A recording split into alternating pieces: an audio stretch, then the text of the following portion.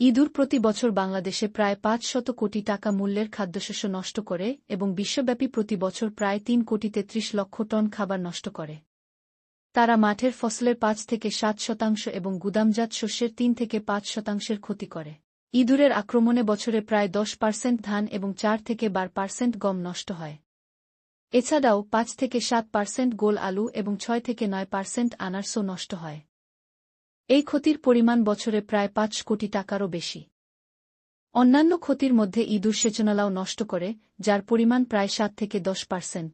বিশ্ব স্বাস্থ্য সংস্থার হিসাব অনুযায়ী ইঁদুর প্রতি বছর ৩ কোটি ৩৩ লক্ষ টন খাবার নষ্ট করে। অন্যদিকে তারা শুধু খাবারই নষ্ট করে না, বরং রোগ জীবাণু ছড়ায় এবং মানুষের স্বাস্থ্য ও সম্পদেরও ক্ষতি করে। একটি ইঁদুর বছরে একটি পরিবারের গুদামজাত দানা শস্যের ৪০ থেকে ৫০ কেজি পর্যন্ত ক্ষতি করতে পারে।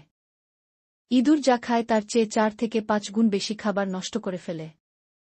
তারা শুধুমাত্র খাবার খায় না, বরং তাদের চলাফেরা, কামড় এবং মলমূত্রের মাধ্যমেও খাবারকে দূষিত ও অপচয় করে।